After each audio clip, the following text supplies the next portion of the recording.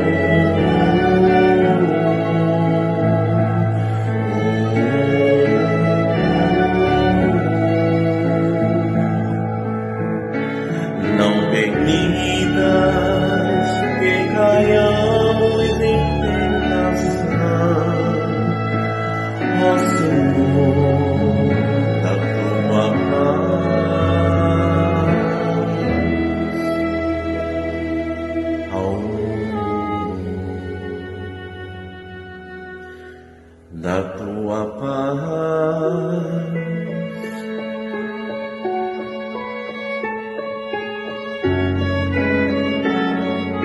ao mundo.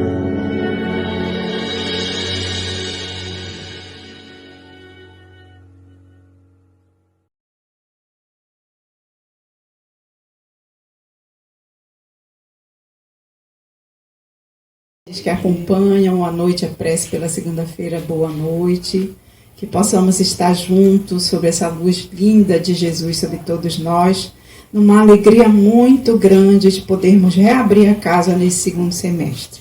Então que sejamos todos bem-vindos, aproveitando para essa energia amorosa que está aqui, que ela possa trazer benefícios assim que nós não temos nem condições de imaginar o quanto que isso pode nos beneficiar, e a beneficiar esse bolsão amoroso que está ao nosso entorno, atingindo a muitas pessoas, aquelas que nós amamos, que sabemos que estão necessitadas nesse momento, e dando a oportunidade de atender também, claro, como toda a casa espírita, aos nossos irmãos desencarnados. Então que possamos ter um excelente dia, né? E que possamos estar sob a luz desse nosso amoroso Jesus, e da nossa Mãe amada, Maria Santíssima.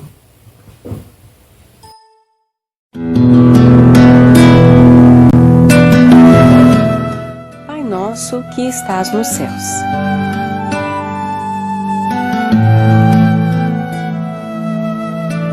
Quando Jesus começou a prece dominical, satisfazendo o pedido dos companheiros que desejavam aprender a orar, iniciou a rogativa dizendo assim: Pai nosso que estás nos céus. O Mestre queria dizer-nos que Deus, acima de tudo, é nosso Pai, Criador dos homens, das estrelas e das flores, Senhor dos céus e da terra. Para Ele, todos somos filhos abençoados.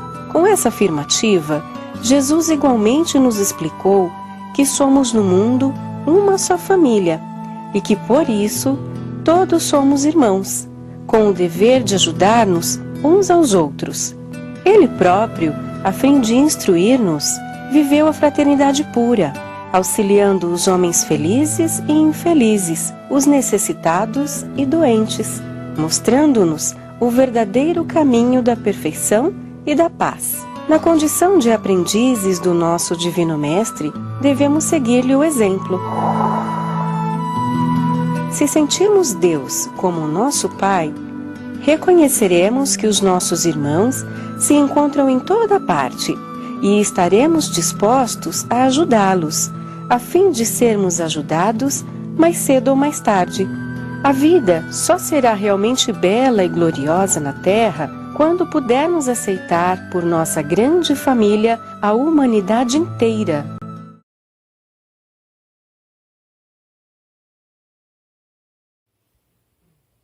Vamos aproveitar para dar algumas orientações sobre os tratamentos que a casa faz. Sempre orientamos, para todos que passam por atendimento aqui presencialmente na Ilha do Outeiro, na Casinha Belém, que fica aqui localizada, a entrada pela rua São Miguel, no bairro do Brasília Outeiro, e que temos sempre essa oportunidade de estarmos fazendo a prece aos dias de domingo presencial e sendo retransmitida numa organização, claro, para o formato da internet, nos dias de segunda-feira à noite. Então, o tratamento a gente sempre orienta que passe ou presencialmente ou pelo atendimento, quem sabe, à distância.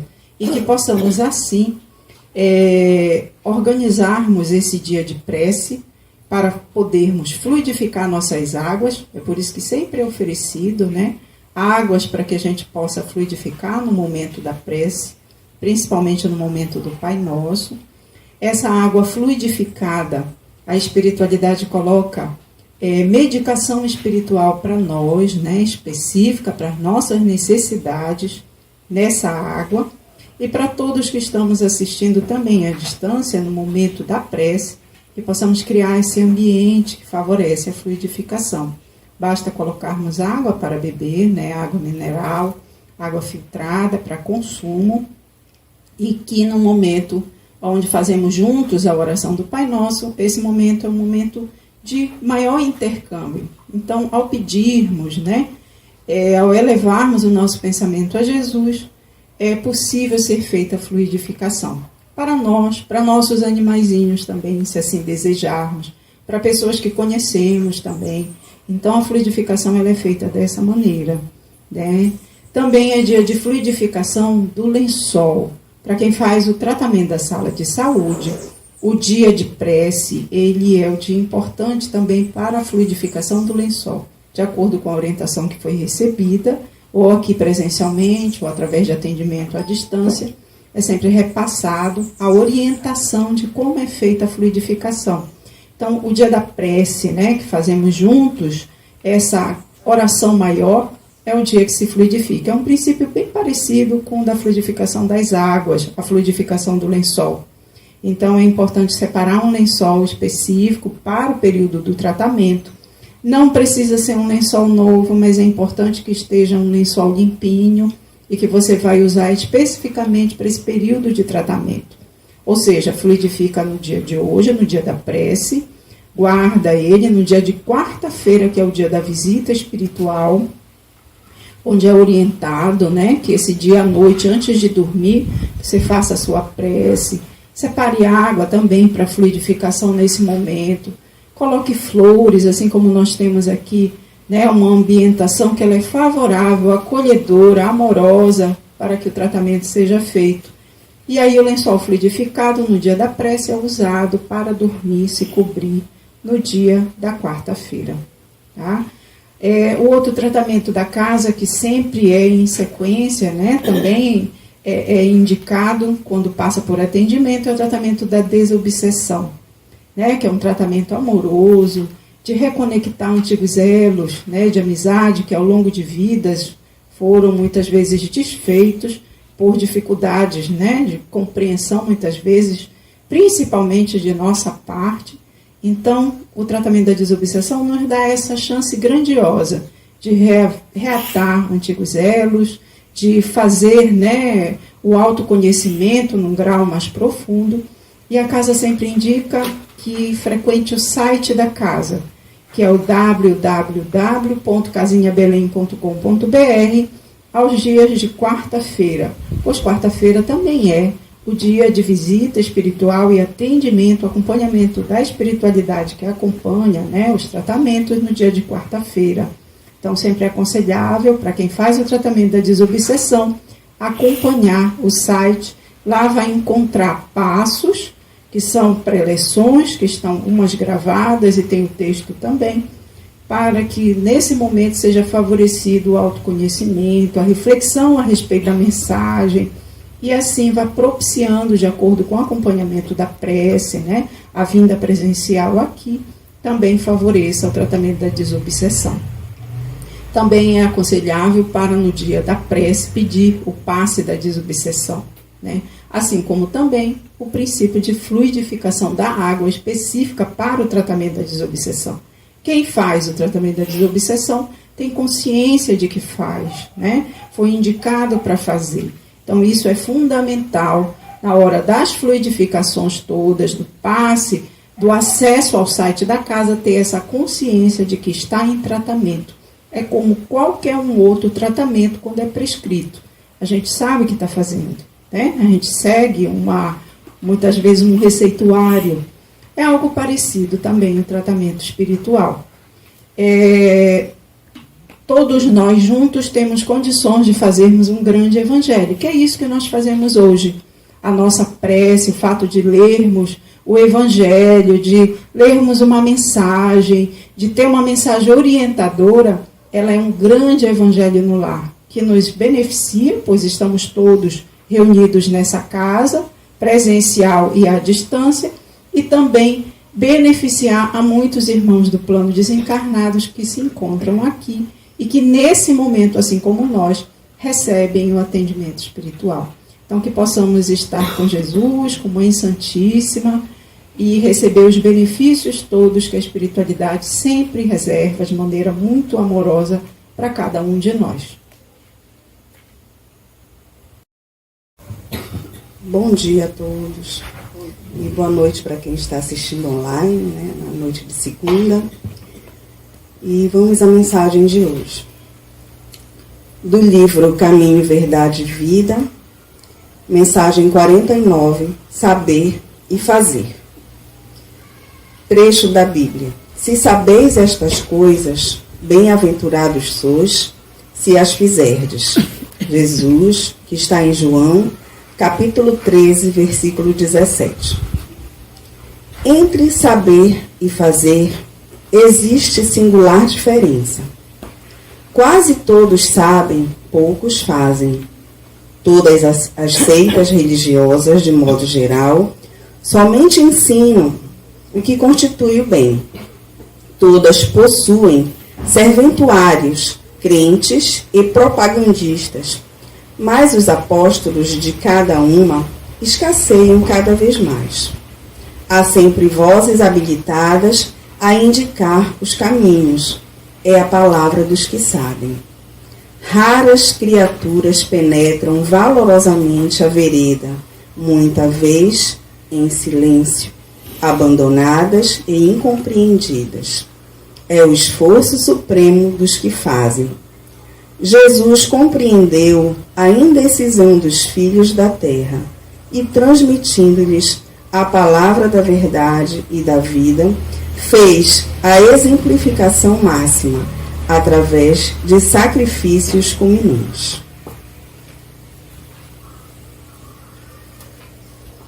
A existência de uma teoria elevada envolve a necessidade de experiência e trabalho. Se a ação edificante fosse desnecessária, a mais humilde tese do bem deixaria de existir por inútil. João assinalou a lição do Mestre com sabedoria. Demonstra o versículo que somente os que concretizam os ensinamentos do Senhor podem ser bem-aventurados. Aí reside, no campo do serviço cristão, a diferença entre a cultura e a prática, entre saber e fazer. Tenhamos todos um excelente dia de paz. Hoje vamos então para o capítulo 49, que logo no título a gente vai ver uma temática que nós temos trabalhado muito nos últimos capítulos, especialmente ali no capítulo 47, enfim. A gente vem trabalhando esse assunto de maneira recorrente para ver a importância que Emmanuel dá a ele, que é essa distância entre o saber e o fazer. Então, logo no título, Emmanuel já deixa claro para nós para que terreno de reflexões ele quer nos conduzir. Mais uma vez, voltarmos os nossos olhos espirituais, a nossa reflexão íntima, para essa distância que existe em nós, maior ou menor, entre o que já sabemos e entre aquilo que já operamos a partir do que nós sabemos. Quanto maior essa distância, nós temos conversado, maior o incômodo interior, maior a cobrança consciencial, porque na dinâmica da evolução, maior conhecimento, maior discernimento, implica em maior responsabilidade. O próprio Mestre já nos havia dito isso lá atrás, muitas vezes no Evangelho, mas numa frase sua que é muito conhecida. Muito será pedido a quem muito foi dado. Muito será cobrado daquele que muito recebeu. No sentido espiritual. Mais se pede, a própria consciência do indivíduo lhe pede, quanto mais elementos de discernimento ele já tenha incorporado, quanto mais luz espiritual, conhecimento espiritual ele já tenha recebido, mais naturalmente se espera dele. A sua própria consciência atua aí como essa juíza, como essa que faz essa análise e que faz essa cobrança. Então, tem até um capítulo interessante do livro Justiça Divina, chamado Fogo Mental, em que Emmanuel faz uma comparação acerca dessa cobrança, digamos assim, consciencial. Ele diz que para aquelas almas ainda muito empedernidas, no mal, ainda muito viciosas, ainda muito embrutecidas, às vezes elas só vão sentir o impacto dessa cobrança consciencial quando elas já estão ali, né, em abismos de sombra, de queda. Só então a sua consciência começa a despertar, o látego da consciência começa a chamá-los ao despertar. No entanto, para aqueles espíritos já mais detentores de conhecimento espiritual, que já avançaram, que já detêm um certo progresso moral, um simples desvio da lei, às vezes uma pequena falta, já representa todo um fogo mental. É isso que Emmanuel quer trabalhar quando dá esse título, porque ele já tem mais elementos de discernimento. Então, aquela falta aparentemente singela, para ele, às vezes, já é algo, né, que a sua consciência já lhe diz claramente, não é algo que lhe cabe mais manter, que é preciso transformar, que é preciso renovar, por isso essa cobrança maior. Então, quanto mais se esclarece uma consciência, mais imperativo é para ele o cumprimento, para essa consciência, o cumprimento do dever. Mais se afirma para essa consciência a importância do cumprimento do dever, e mais doloroso é para ela o afastamento desse cumprimento do dever. Por isso, a importância de nos esforçarmos dia a dia por diminuirmos essa distância entre o saber e o fazer, trazendo cada vez mais para o nosso mundo interior paz de consciência, equilíbrio, harmonia, que é de onde nasce verdadeiramente a felicidade em seu sentido mais legítimo, em sua afeição mais duradoura, mais perene. A felicidade, nos dirão os espíritos, a mais valiosa delas, nasce justamente do bem que fazemos, da paz de consciência, do dever bem cumprido, e essa consciência que nos cabe cultivar, na qual nos cabe investir, porque é o grande tesouro que nós vamos amealhando na senda evolutiva. E só conseguiremos mantê-la, de fato, cultivá-la, na medida em que nos dispormos a diminuir essa distância entre o saber e o fazer. Logo na primeira questão do terceiro livro de O Livro dos Espíritos, né, ou da terceira parte, que trata das leis morais, nós vemos os Espíritos nos dizendo que a felicidade real da criatura decorre da prática, da vivência da lei natural ou da lei divina, e ele só é infeliz quando dela se afasta. Então, uma coisa é conhecer a lei natural, é o esforço que nós estamos tendo aqui, é o esforço que a gente tem nos nossos grupos de estudo, nas casas espíritas, nos nossos estudos pessoais, do espiritismo, do evangelho. Isso é o processo de conhecer a lei natural, a lei divina. Mas a felicidade efetiva, dizem os espíritos, decorre da prática ou da vivência harmonizada com essa lei natural ou com essa lei divina, da qual o evangelho é essa síntese, né? A vida do Cristo é essa síntese maravilhosa, completa do que é a vivência dessa lei em sua totalidade, do que é a prática em todas as suas feições e características dessa lei divina. Bem, entendido isso, feita essa introdução acerca do título, vamos ao versículo, que é um versículo retirado do Evangelho de João, capítulo 13, verso 17, uma fala de Jesus que diz: se sabeis estas coisas, bem-aventurados sois se as fizerdes.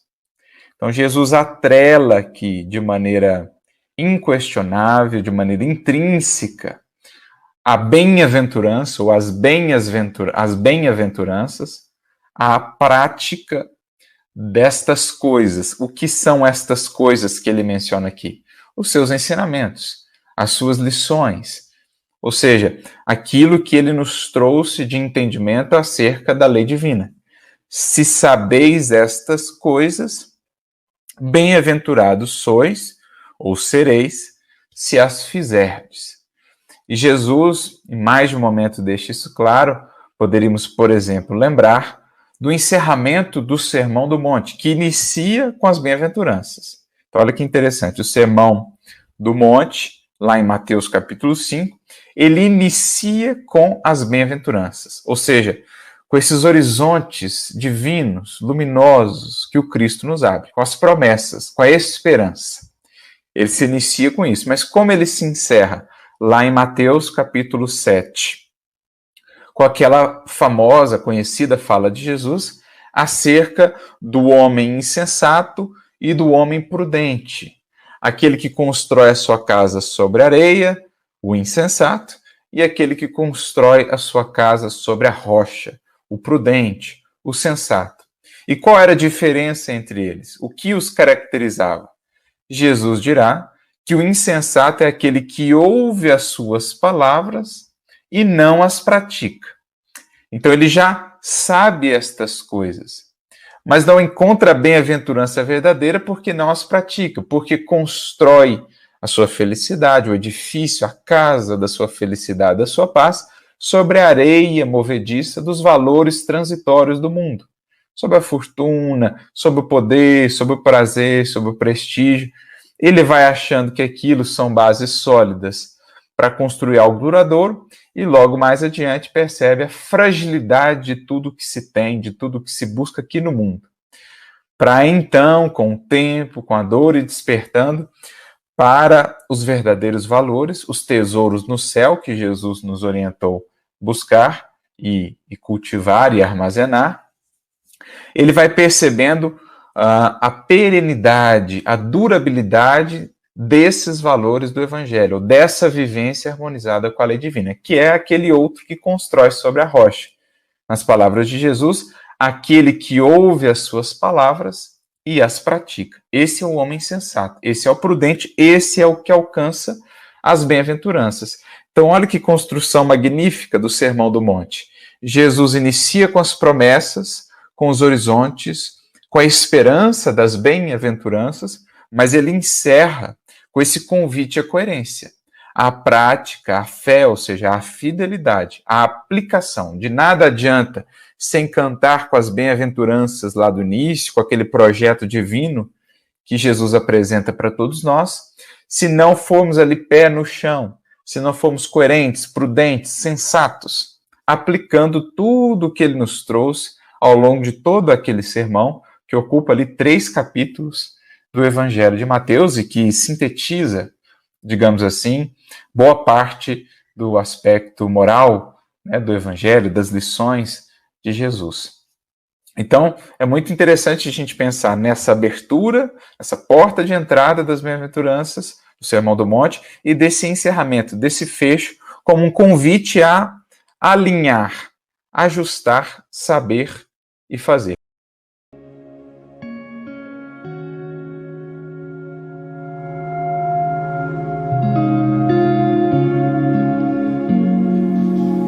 Aprendi com o mestre dos mestres que a arte de pensar é o tesouro dos sábios. Aprendi um pouco mais a pensar antes de reagir, a expor e não impor as minhas ideias, e a entender que cada pessoa é um ser único no palco da existência. Aprendi com o mestre da sensibilidade a navegar nas águas da emoção, a não ter medo da dor, a procurar um profundo significado para a vida e a perceber que nas coisas mais simples e anônimas se escondem os segredos da felicidade. Aprendi com o mestre da vida que viver é uma experiência única, belíssima, mas bravíssima.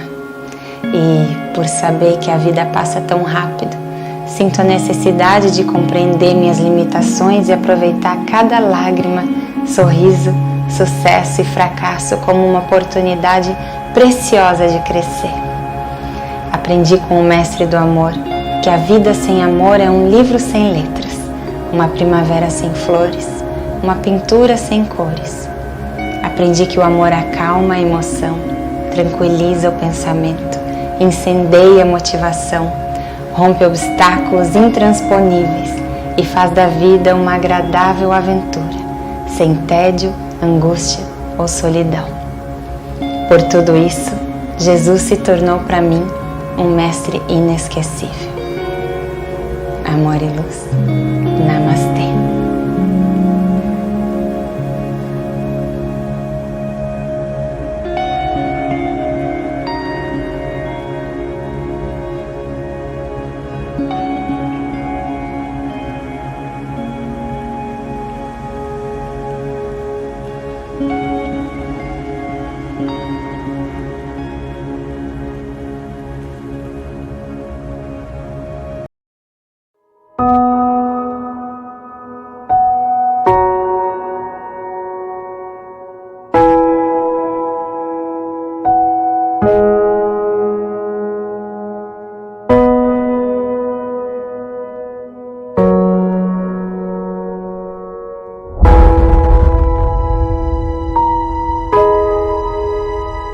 Começar Eurípides Barçanufo, o apóstolo da mediunidade em Sacramento, no estado de Minas Gerais, a observar-se fora do corpo físico, em admirável desdobramento, quando certa feita à noite viu a si próprio em prodigiosa volitação.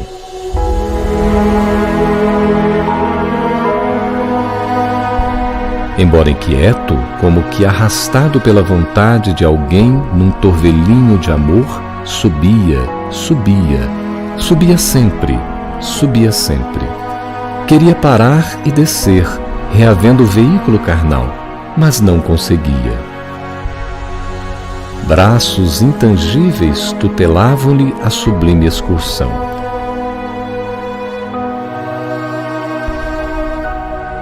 Viajou à maneira de pássaro teleguiado, até que se reconheceu em campina verdejante. Reparava na formosa paisagem, quando não longe avistou um homem que meditava, envolvido por doce luz. Como que magnetizado pelo desconhecido, aproximou-se. Houve, porém, um momento em que estacou trêmulo. Algo lhe dizia no íntimo para que não avançasse mais. E num deslumbramento de júbilo, reconheceu-se na presença do Cristo.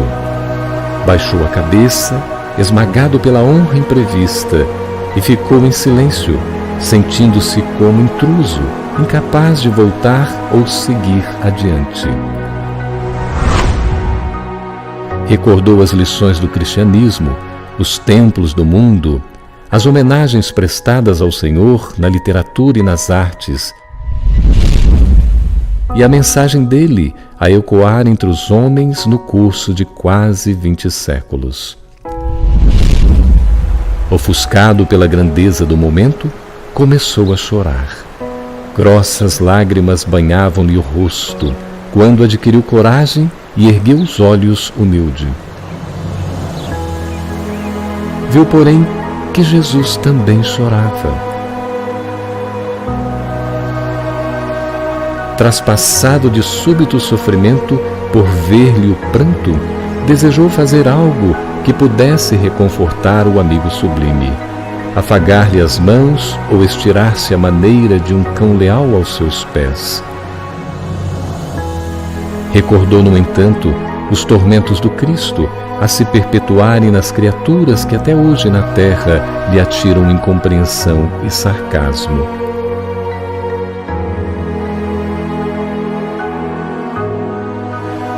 Nessa linha de pensamento não se conteve. Abriu a boca e falou suplicante: Senhor, por que choras? O interpelado não respondeu. Mas, desejando certificar-se de que era ouvido, Eurípides reiterou: Choras pelos descrentes do mundo? Enlevado, o missionário de Sacramento notou que o Cristo lhe correspondia agora ao olhar, e após um instante de atenção, respondeu em voz dulcíssima: Não, meu filho, não choro pelos descrentes aos quais devemos amor. Choro por todos os que conhecem o Evangelho, mas não o praticam. Eurípides não saberia descrever o que se passou então. Como se caísse em profunda sombra ante a dor que a resposta lhe trouxera, desceu.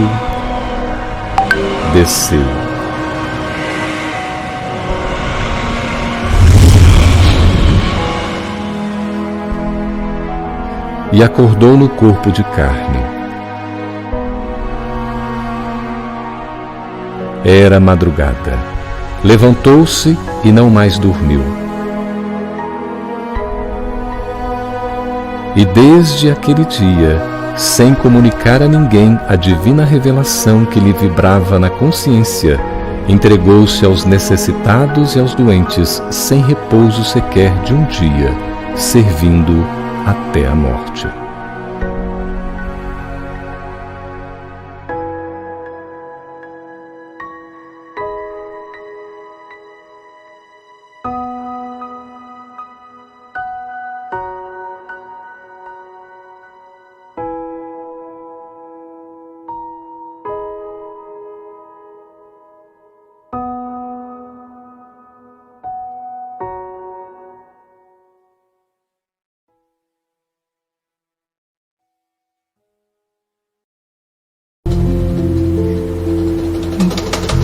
Deus,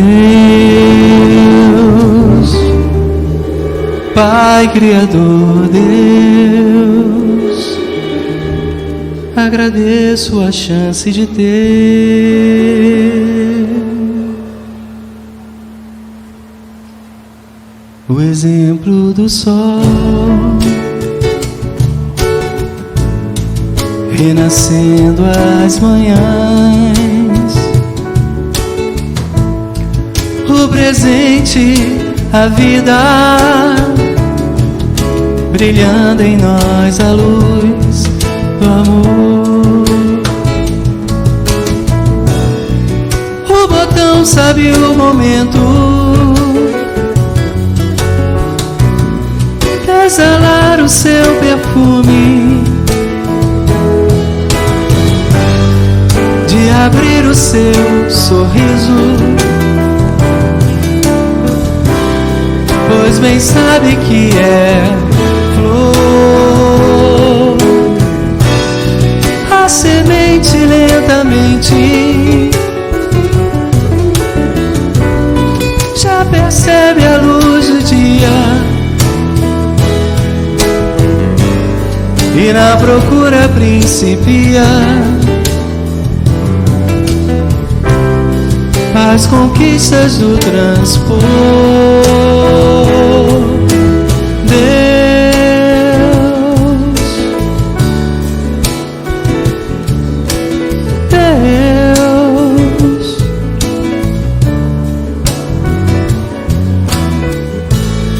devo ser como um sol, renascendo às manhãs, o presente da vida, brilhando em nós a luz do amor. Cada um tem seu momento, cada vento seu caminho. Cabe a mim notar que o tempo sempre esteve a meu favor.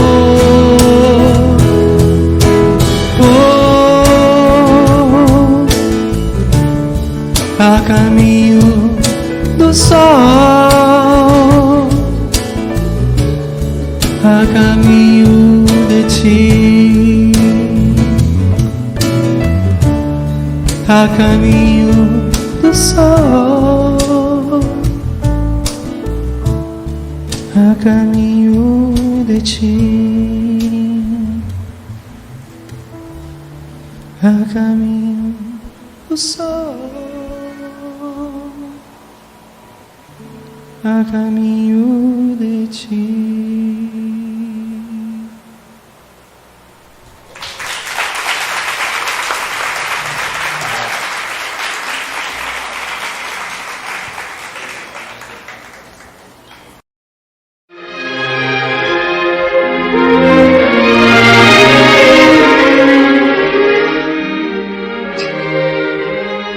Aproveita o dia e faz o melhor, amando sempre. Plasma a obra que vieste realizar entre os homens, enquanto o apoio do tempo te favorece. Suporta com paciência as vicissitudes da estrada e aceita nas circunstâncias difíceis a justiça da vida que volta a pedir-te contas. Na tarefa mais obscura, apoia o selo da bondade e na conversação mais simples, modela a palavra luminosa do entendimento.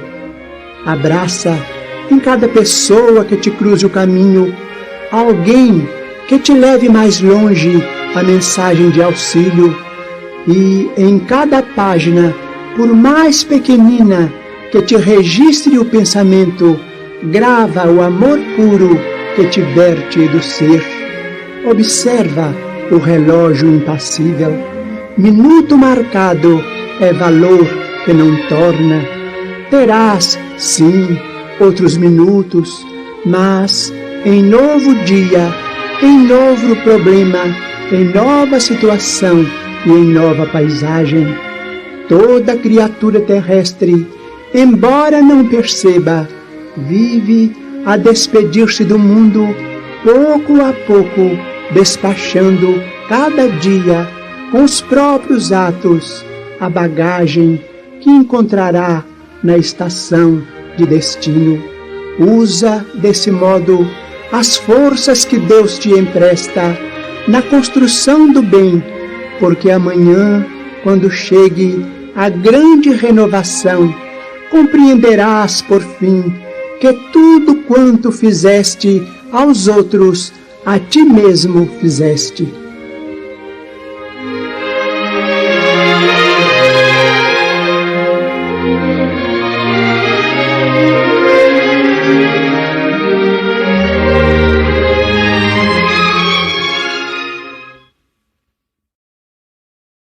Bem, amados, então, muito bom ver o rostinho de vocês, algumas pessoas que a gente não viu lá, não viu há algum tempo, né, seu Raimundo, de volta a esse encontro muito lindo, que é essa reunião, né, dos nossos pedidos, dos nossos agradecimentos, né, tanto a agradecer, tanto a pedir também, né.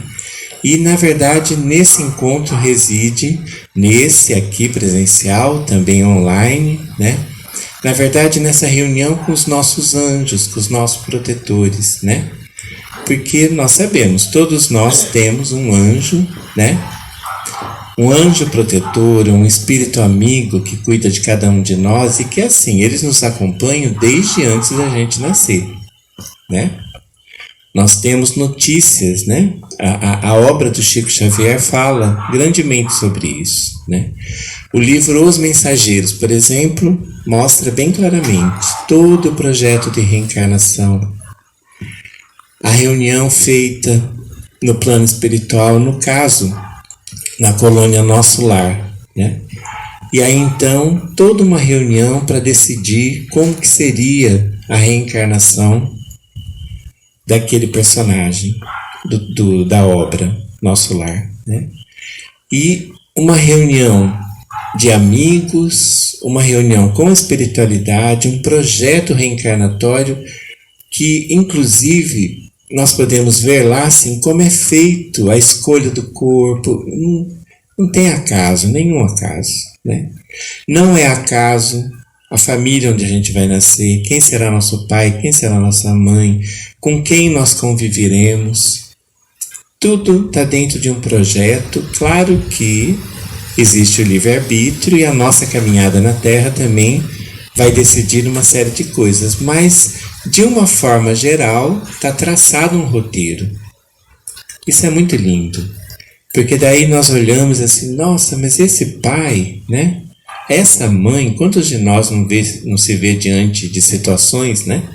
E que levanta esse pensamento, porque justo esse pai, né? Não tem acaso nenhum. Com certeza esse pai, essa mãe, esses irmãos é o melhor possível para a nossa caminhada nessa encarnação. Nós estaremos aí dentro de um cadinho, dentro de uma experiência muito especial e que esse conjunto vai nos auxiliar para desenvolver em cada um de nós aquela potencialidade divina, aquele projeto de amor que Deus tem para cada um de nós. Ou seja, um projeto de verdadeira felicidade, né? Um projeto de realmente conseguirmos dar conta de avançar naquelas questões que às vezes estamos aí patinando há milênios, séculos e séculos. Até porque nós sabemos que essas almas, nós aqui, por exemplo, os encarnados e os desencarnados, muito provavelmente somos muito antigos. A gente vem aí, né, de uma encarnação em outra e muitas vezes repetindo aprendizagens, né? Retomando histórias. Claro que, olha, a imagem que Allan Kardec escolheu para ilustrar, né, que trazido pela espiritualidade, foi a parreira de uva. E vocês já viram aquele brotinho da uva? É uma espiral ascendente, não é? É exatamente assim, e ele usa isso na ilustração do livro dos Espíritos, que foi o primeiro livro, né? Exatamente, quer dizer, nós avançamos, nós avançamos porém, voltando muito próximo da aprendizagem anterior. Nós avançamos retomando um patamar superior sempre, porque o progresso é inevitável, nós sabemos disso, né? Todos nós progrediremos. Mas muitas vezes a gente avança assim aquele bocadinho, né? Que foi possível diante da nossa aprendizagem, de toda a nossa história. Em alguns pontos, muitas vezes, a gente até avança sempre, mas ficando muito, muito perto do patamar anterior, né?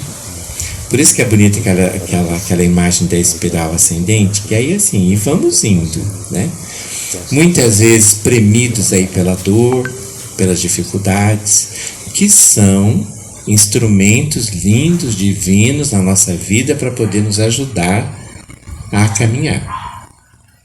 A dor é a nossa maior companheira. Aliás, estar no planeta Terra reencarnado é aceitar a dor como nosso companheiro, não é? Estamos num grande hospital, numa grande escola de regeneração, de encaminhamento das nossas almas. E aí, então, não tem como, passaremos pelo aprendizagem. É igual a escola quando nós entramos, né? Entramos, temos o aprendizado todo, mas aí vem umas provas. E nessas provas, são as avaliações, né? Nessas provas a gente vê se realmente a gente aprendeu ou não aquele tópico, aquele assunto, aquele ponto que foi trazido para nós, né? E nessa aprendizagem, então, nessa prova, o que ocorre? Nós podemos ter a certeza de que já avançamos ou não nessas questões. Então, as grandes provas da nossa vida, é o mesmo termo usado, né, pela doutrina espírita, por exemplo, né, pela filosofia oriental, né, temos as provas. E aí que nós sabemos exatamente se a gente está conhecedor ou se temos propriedade sobre esse conhecimento, né, ou não. E de repente essas provas comparecem para nós como casamento, né? Entramos num relacionamento, casamento de uma forma geral, assim, entendendo o casamento com uma visão bem assim, dois seres que se reúnem para viver uma história amorosa, né? Meu Deus, quantas provas aí, né? Aí que nós vemos, meu Deus, eu realmente não dou conta disso, não consigo aquilo, ou então, nossa, eu dou conta, eu venci isso, é uma alegria imensa, né? Mas a gente só vai saber vivendo, né? Passando pelas provas, que são, então, esses pontos de profunda aprendizagem da nossa alma. Então, hoje, nós vamos reunir aí todo o nosso carinho, todo o nosso amor, toda a nossa gratidão por aquilo que vencemos, ou então, assim, pedindo energia para vencer aquelas coisas que a gente ainda não deu conta, né? Seja em nós ou no outro, que eu não sei o que dói mais, se é na gente ou numa pessoa que a gente ama, né? Porque às vezes a gente vê a pessoa tão mexida, tão abalada, e uma impotência que dá, não é? Tipo, meu Deus, eu não consigo fazer nada, né? A gente que acha que não consegue, né? A gente está dentro desse grande plano. Você acha que é por acaso que essa pessoa está na nossa vida, né? Tem uma frase aí do Chico, trazida pelo André Luiz, né? Dizendo, ninguém cruza o nosso caminho por acaso. Ninguém. Tudo segue uma lógica divina, né? E que um dia a gente vai entender bem. Mas hoje a gente fica fica caminhando junto com essas determinações divinas, né? Não passivamente, claro que não. Temos aí uma parceria muito linda, né, com Deus.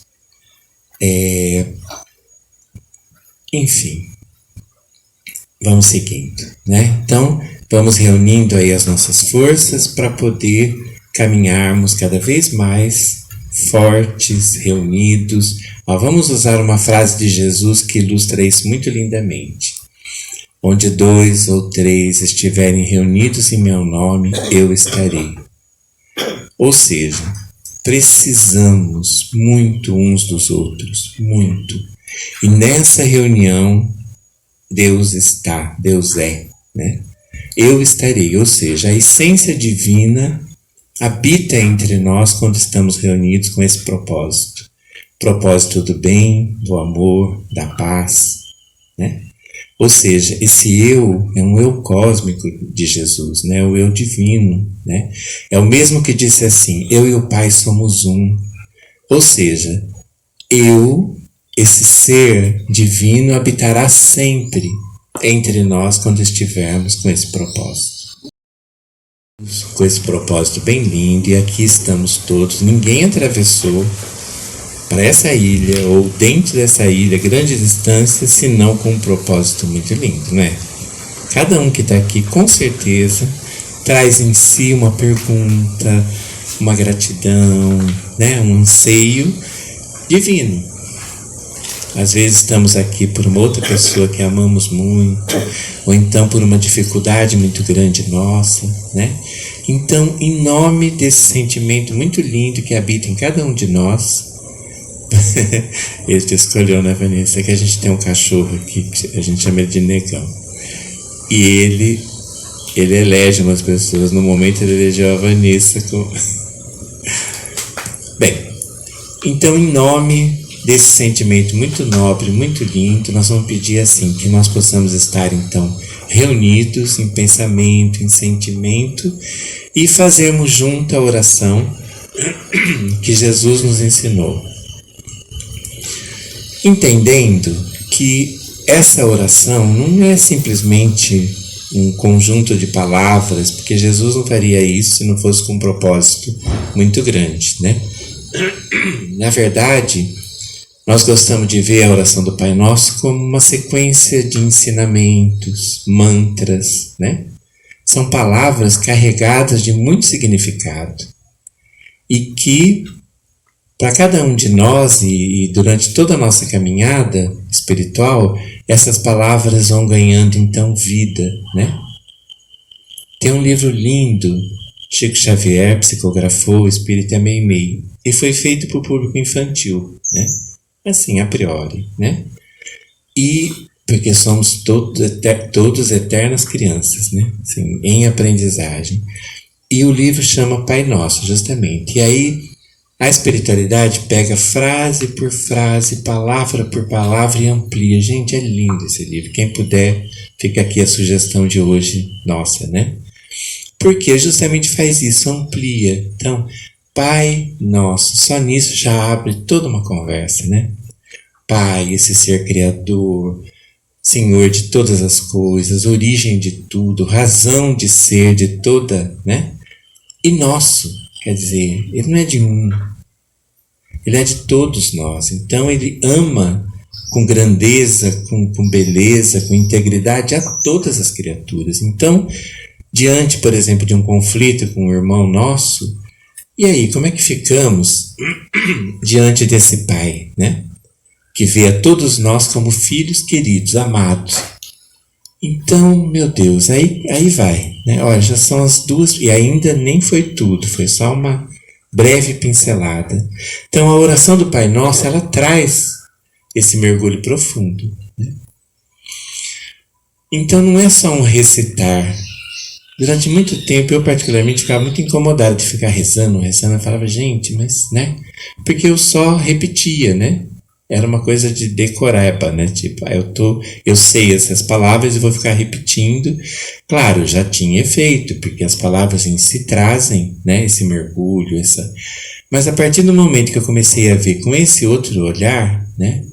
Eu não estou só falando palavras, eu estou, na verdade, ganhando ensinamentos, reflexões, mergulho profundo para mim mesmo, para o meu entorno, para tudo que está aí, né? Aí passou a ser diferente o ato de rezar, orar, né? Repetir essas palavras lindas que Jesus, o nosso mestre querido, deixou. Então, nós convidamos para que todos nós entremos então nessa vibração de recitarmos juntos essas palavras do Pai Nosso, mas com esse intuito de nos lembrar, de rememorar, de reconectar com essas grandezas eternas aí do Mestre amado Jesus. Vamos juntos? Então vamos lá, com o nosso pensamento nele, pedindo a Jesus que nos dê sabedoria, que nos dê largueza de espírito para poder adentrar essas questões que habitam o nosso ser. E pedindo então essa abertura desse portal onde estivermos. Para a espiritualidade não tem barreira de tempo, de espaço. Hoje, aqui, domingo de manhã, segunda-feira à noite, ou aqui em Belém, na Ilha de Outeiro, ou então fora do país, não importa. Estamos conectados por essa grande energia amorosa do Pai amado, pedindo a Ele que nos dê sustentação e amparo para atravessarmos todas as questões que estão latentes no nosso coração. Pai nosso, que estais nos céus, santificado seja o vosso nome. Venha a nós o vosso reino e seja feita a vossa vontade, assim na terra como nos céus. O pão nosso de cada dia nos dai hoje. Perdoai as nossas ofensas, assim como perdoamos a quem nos tem ofendido. E não nos deixeis cair em tentação, mas livrai-nos, Senhor, de todos os males. Que assim seja.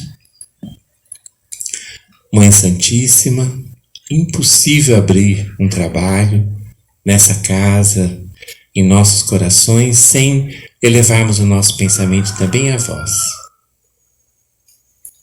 Mãezinha amada, nós pedimos proteção, amparo, fortaleza, para que possamos acessar esse campo divino com os teus cuidados, com o teu zelo de mãe. Guarda-nos, Senhora, fortaleça-nos, ampara-nos. Ave Maria, cheia de graça, o Senhor é convosco. Bendita sois vós entre as mulheres, e bendito é o fruto do vosso ventre. Santa Maria, Mãe de Jesus, rogai por nós, pecadores, agora e na hora de nossa passagem. Que assim seja.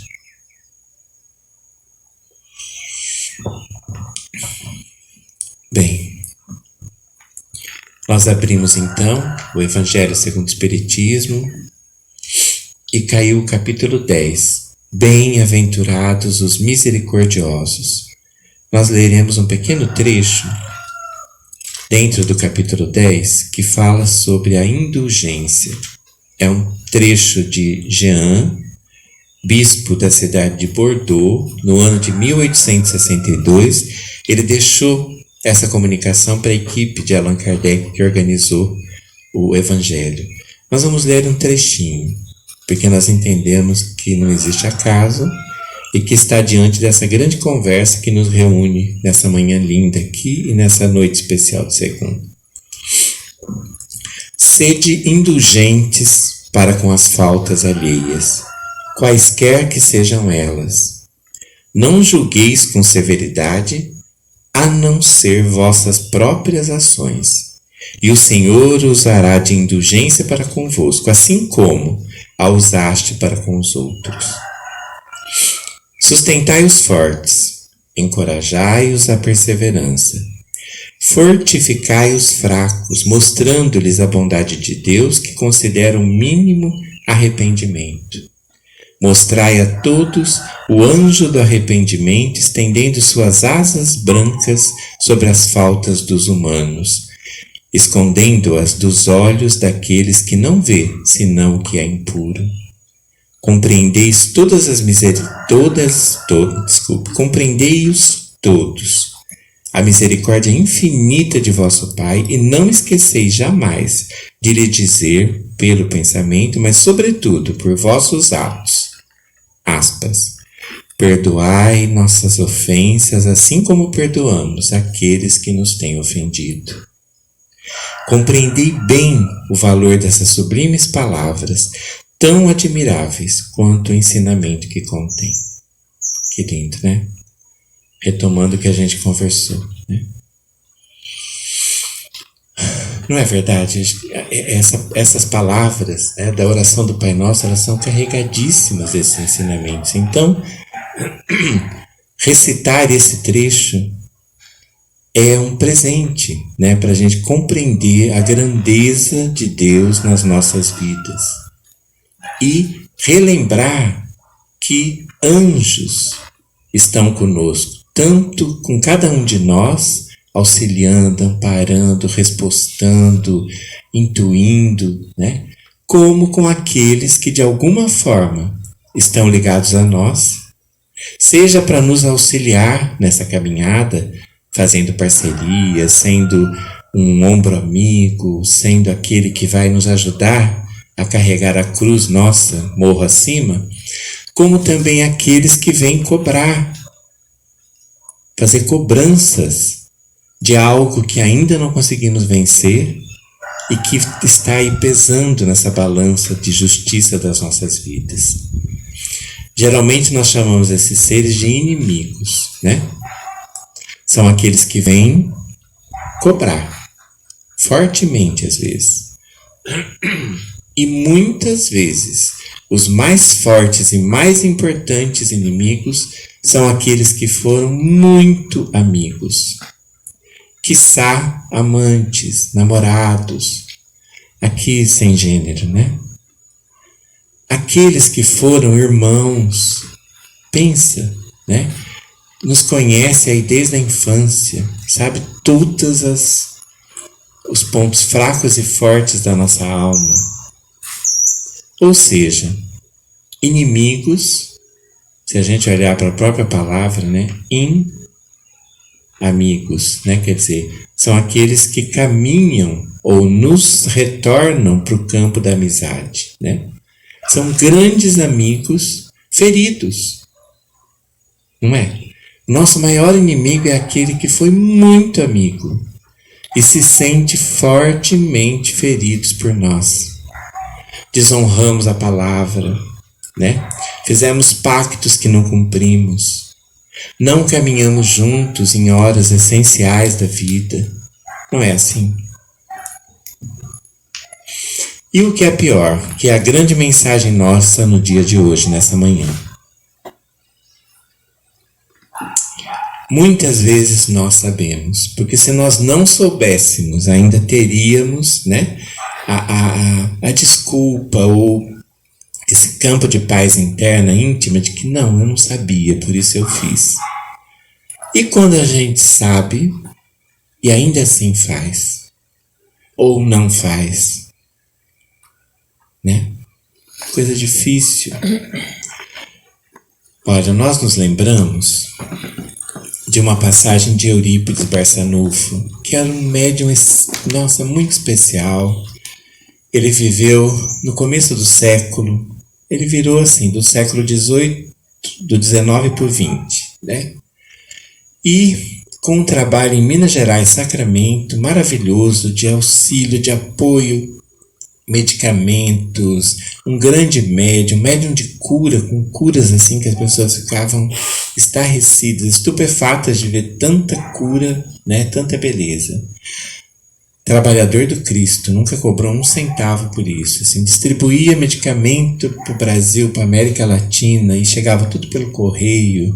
Para vocês terem uma ideia, assim, a história dele é muito grande, muito linda, mas assim, a estação de trem da Mogiana chegou até a cidade de Sacramento, porque era uma quantidade de pessoas indo a Sacramento, que é uma cidade pequena até hoje, é uma graça, bem pequenininha, mas assim, pensa a importância que teve a presença de um anjo de Deus ali, né? Um médium, um discípulo mesmo do Cristo, né? Como foi com Chico Xavier, né?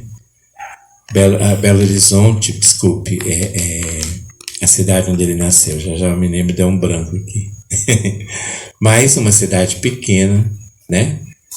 E Pedro Leopoldo, né?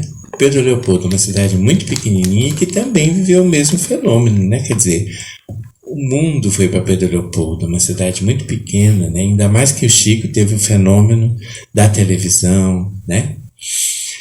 Enfim, revistas, né? Então ele ficou muito famoso e, além de tudo, além da mediunidade, por exemplo, quando foi editado o livro Parnaso de Além Túmulo, né?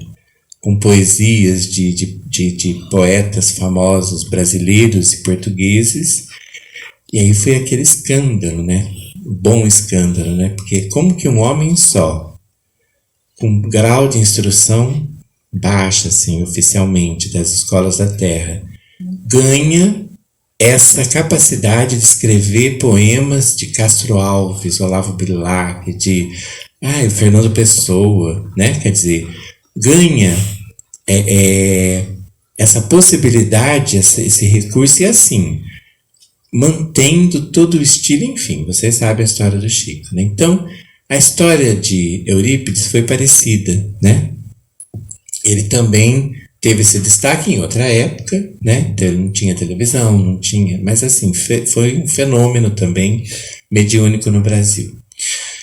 Bem, e ele então enfrentou a febre espanhola, né?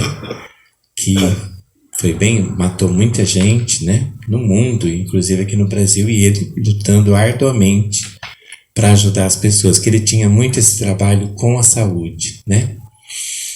Bem, e ele tem uma visão, então assim, ele tem uma sonolência muito forte, ele era médium, né? Com muitas mediunidades, inclusive de bicorporiedade, ele conseguia estar em 2 lugares ao mesmo tempo, tá? E ele então sobe mediunicamente, né? E chega num local lindíssimo, aquele prado verde, e aí ele vê uma pessoa lá, né? Então ele é atraído, né, espiritualmente para essa pessoa, e aí ele fica assim passado, porque ele descobre que era Jesus, ele estava diante do Cristo, né? E aí, para piorar um pouco para ele, né, Jesus está chorando. Pensa essa cena. Jesus aos prantos, né? Imagina um choro do Cristo, né? Silencioso e profundo, né? E aí então ele se aproxima e pergunta assim: mestre, o senhor está chorando por aqueles que não conhecem, né? Porque ele era um trabalhador, assim, assíduo, incrível, né? Da divulgação da doutrina, né? Do cristianismo e do espiritismo, né? Que é a mesma coisa, né? E aí então ele pergunta, né? É por isso que o senhor chora? Resposta do Cristo para ele: não. Ele estava chorando por aqueles que conheciam o cristianismo e não praticavam. Imagina, né? Aí Eurípides retorna para o corpo e assim, que ele, a partir daí, assim, se ele já trabalhava, ele passou a ser incansável trabalhador, de não dormir, para que pudesse cada vez mais atender, né? Tanto é, gente, que assim, ele era jovem ainda, e já em meio à febre espanhola, lutando com todos os recursos que ele tinha, que ele podia, e aí as pessoas, os amigos do lado, vendo ele, assim, ardendo em febre, né? E ele não parava. Aí eles falam com a vovó Meca, que era a mãezinha dele, né? Que conversasse com ele, porque ele estava precisando ser atendido. Tipo assim, ele precisava de socorro, né? Aí ela conversa, mãe, né? Ele deita e morre. Quer dizer, ele sabia, né? Que ele tinha pouquíssimo tempo ainda e estava usando até... Bem, então, que questão fica para nós grandemente nesse encontro, né? E nós? Vamos fazer um pouquinho essa reflexão, né? E nós? O que nós estamos fazendo, né? Com esse tesouro que cada um de nós recebe diariamente. Nós temos tanto, sabemos tanto, não é verdade?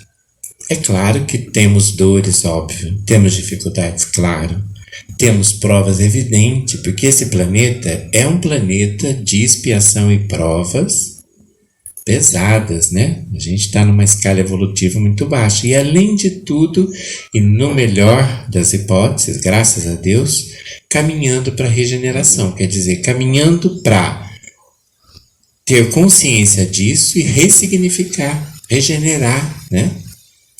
Caminhar dessa vez para um campo melhor, para uma coisa mais harmônica, atendendo às nossas necessidades, mas também a dos outros, né? Atendendo à regra máxima, a lei maior. Lembra do Cristo? Mestre, qual é a lei? Resposta do Cristo. É a mesma, né? Que sempre existiu, mas a gente pode dizê-la da seguinte maneira: amar a Deus sobre todas as coisas, que é o que sempre, né, existiu. Lembra, lá em Moisés a gente já tinha isso registrado em pedra, né? Mas aí o Cristo deu uma outra pincelada muito linda, que é assim, é semelhante a essa, ele disse, né? Fazer para o outro, para o próximo, aquilo que gostaria que fosse feito para você. Ou seja, nessa regra, nessa lei, contém todas as outras e todo o ensinamento da permanência nesse planeta. Quer ser feliz? Faça isso, né? Ame ao próximo como se fosse você. Faça para o outro exatamente o que você gostaria que fosse feito para você. Mesmo que seja equivocado, porque às vezes a gente acha, eu acho que o melhor para essa pessoa é isso e vai e morre fazendo aquilo. Às vezes não é, né? Chega na pessoa, a pessoa fala, percebeu que não é isso que eu queria, né? Mas mesmo assim, o outro é incapaz de ter uma reação negativa, porque sabe que fez isso movido por excelentes intenções, não é verdade? Aí não vai atacar, não tem como, a não ser que seja muito adoecido, né? Porque tá vendo, ele tentou, né? Esse ser fez um empenho, olha no olho, checa direitinho, não é assim que a gente faz? E aí abandona as armas imediatamente, isso é amor, né? Como é que eu posso atacar alguém que está me amando nesse grau? Então, diante disso, como eu posso, olha, lembrando um ditado, um conhecimento chinês, né? Que os chineses são maravilhosos, né? Diante desse saber todo, olha, um ditado chinês que diz assim: o coração que pensa. Ou a gente pode dizer o contrário, né? A mente que sente, né? Ou seja, quando eu estou reunindo coração e mente, ou seja, sentimento, emoção, com o conhecimento, não tem como dar errado. Esse fazer, com certeza, vai ser um fazer rico, maravilhoso, inclusivo, né? Com o olhar voltado para o outro, porque se eu coloco mente e coração em linha reta, não tem como não ser assim, né? O sentimento e a razão juntas levam a esse quadro de encontro com o outro, sempre, né? Ou seja, eis o caminho, né? O caminho, então, é amar. Amar muito. Mas amar dessa maneira, né? Porque senão a gente ama egoisticamente, né? A gente ama com orgulho, com vaidade, colocando a gente mesmo. Não, eu amo essa pessoa, e aí eu vou fazer isso, mas aí o critério é meu. Eu não olho para o outro. Será que o outro quer isso? Né? E aí, muitas vezes, eu sufoco o objeto de amor, seja ele quem for, né? Filho, esposo, companheiro, irmão, amigo de trabalho, não importa qualquer um, né? Se eu não tiver esse sentimento, eu não vou estar criando elos verdadeiros, né, de amor. Ou seja, o saber e o fazer. Vamos entender fazer como ação dentro de uma visão antroposófica, que a gente gosta muito, assim. O coração é a sede da ação, né? Quer dizer, os meus braços, os meus atos são extensão do meu coração. É bonita essa imagem, não é? Porque daí então eu estendo o meu afeto para todos que estão à minha volta. né? Se eu reúno isso a um conhecimento profundo de tudo, quer dizer, coração e mente juntos, meu Deus, né? A gente vai ser aprovado em todas as provas da Terra, né? Sairemos com certeza melhor do que entramos. Não é esse o convite para nós hoje? Aí tudo isso vai por terra, né? O meu inimigo, eu vou olhar como um ex-amigo, precisando de mim, né? Porque às vezes a gente tem inimigos que nos acompanham por séculos. E assim, por que está tanto tempo junto comigo? Vocês já pararam para pensar nisso? Né? Uma pessoa me lembrou um dia, nossa, mas se ele está há 300 anos me acompanhando, porque a gente tem obsessores, inimigos que são assim, então, ó, não reencarnam às vezes há 3 gerações, né? Não é muito amor? Não é verdade? É muito amor. 3 chances de reencarnar e não reencarnou para ficar ali unha e carne com a gente. Claro, numa relação nociva, né? Se machucando, se ferindo. Mas isso não deixa de ser amor. Então, se a gente ressignificar esse amor, né? De repente ele pode virar um filho. Isso aqui lindo, né? Muitas vezes esses inimigos são por amor, né? Muitas vezes. De repente, assim, vão pegar uma mulher encarnada, um inimigo homem, porque a gente sabe que sexo tá definido para aquela encarnação. Sexo não é algo do espírito, né? Nascemos homem ou nascemos mulher para cumprir algumas funções claras dentro dessa vida, mas o espírito mesmo não tem sexo. A definição é do corpo. Aliás, tudo na Terra é 2, né? Noite e dia, não é? A Terra é binária. Então, assim, reencarnar na Terra, você vai entrar nessa questão binária. Mas o espírito, não. O espírito, anjos têm sexo, né? Não tem. Ou tem os dois, né? Somos espíritos reencarnados que temos experiência nas várias modalidades aí, né? Ó, Carl Gustav Jung, né? Ele fala disso quando ele fala de ânimos e ânima, não fala? O homem tem uma parte feminina, que é a ânima, e a mulher tem uma parte masculina, que é o ânimos. Ou seja, isso nos complementa. Se a gente olha lá para a China, o que a gente tem? O Yin Yang, né? Também é o feminino com uma pequena parte do masculino. Lembra aquele símbolo bonito, né? E o masculino com uma pequena parte de feminino. E isso gera o equilíbrio na Terra, né? Amados, então, nós ficamos aqui hoje com essa reflexão. O saber e o fazer estão diretamente ligados aqui, ao amar. Se nós formos levados, conduzidos pelo princípio amoroso, nós sempre encontraremos o caminho do bem e do amor, porque essa é a lei. A lei é amor, é amar, né? Quando amamos, com certeza estamos guiados por anjos, pelos nossos protetores, estamos dentro da grande lei. Esse barulhinho é açaí que cai. Bolinhas de açaí num teto de zinco, dá essa explosãozinha aí. Amados, não é verdade então? Temos essa grande lei que nos rege. É a lei de amor, né? Amar a Deus sobre todas as coisas, ou seja, amar o próximo como a ti mesmo. Ele é a expressão de Deus na nossa vida. Eu e ele somos Deus. Deus, aliás, é uma palavra plural, não é? De, apóstrofe, eus. Quer dizer, a constituição do divino implica nesse conjunto de eus, de egos, reunidos no propósito de amor. Não dá para ler Deus assim, né? Então, por isso ele é o nosso grande Pai. Ele é a essência de tudo. Ele é o Criador. Então, amar é estar de volta a Deus, né? É estar no colo desse Pai amoroso que tem Pai, porque a nossa história é muito paternal, né? Muito masculina, mas assim, Deus não poderia ser mãe também?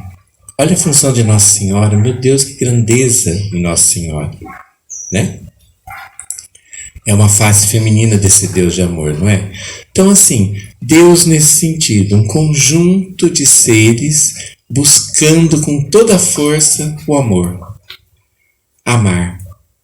Sentir e fazer e praticar o amor em cada ato, em cada passo, dessa caminhada linda da nossa existência. Então, um grande abraço, muita paz. Vamos seguindo com o nosso encontro aqui presencial, aqui com passe, sala de saúde. E você que está aí no YouTube, se preparando então para que nós possamos receber esse passe espiritual. Ninguém está só, ninguém. A espiritualidade nos acompanha o tempo todo. Lembra de Paulo, de Tarso? Temos uma nuvem de testemunhas, inclusive espíritos muito amigos, queridos, como outros que também nos perseguem, também por um amor, mas um amor adoecido, e que precisam mais do que nunca das nossas preces e da nossa conexão com o divino, né? Então, nós vamos fechar numa prece aqui bem amorosa, bem sentida, para que todos possamos receber esse passe e nos preparar para essa reposição. Essa reposição, às vezes, é a gente dando muito, porque às vezes a gente está com excesso dessa energia e precisa dar. E também receber.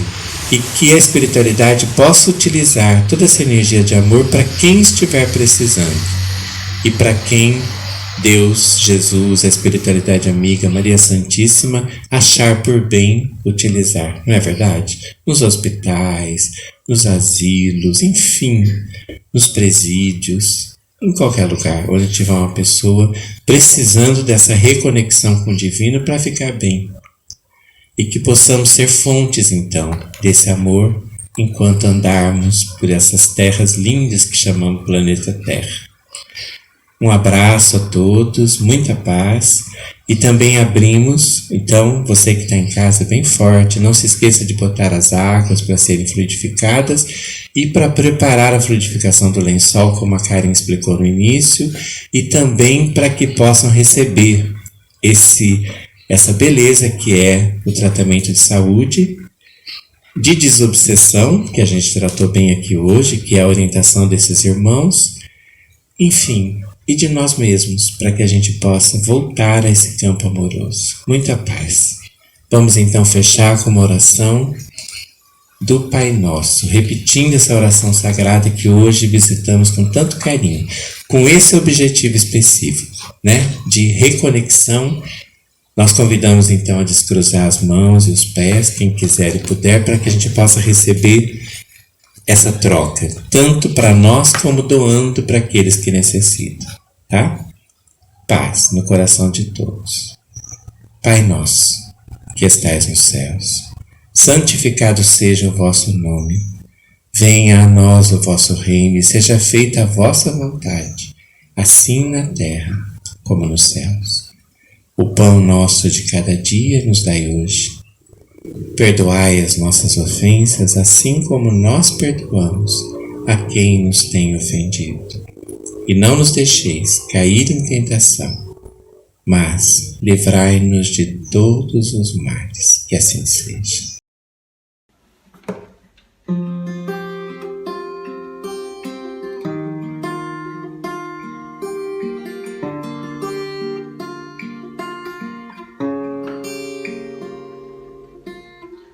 Doce mãe, teu olhar me alcançou, tua pureza tocou o mais profundo em mim. Doce mãe, tua luz me invadiu e o amor em mim surgiu, onde só se via temor. Descanso em teu colo, me lanço em teus braços, suavemente me roubas de mim. Em ti eu me refaço e abro todo espaço para para que Deus possa vencer. Enfim.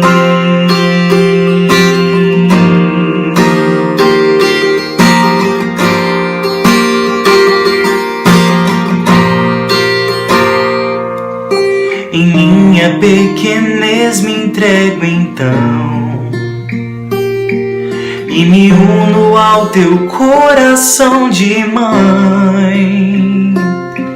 Teu sorriso cura minha alma, teu abraço forte me acalma. Ó doce mãe, eu confio em ti. Descanso em teu colo, me lanço em teus braços, suavemente me roubas de mim. Em ti eu me refaço e abro todo espaço para que Deus possa vencer. Descanso em teu colo, me lanço em teus braços, suavemente me roubas de mim. Em ti eu me refaço e abro todo espaço para que Deus possa vencer.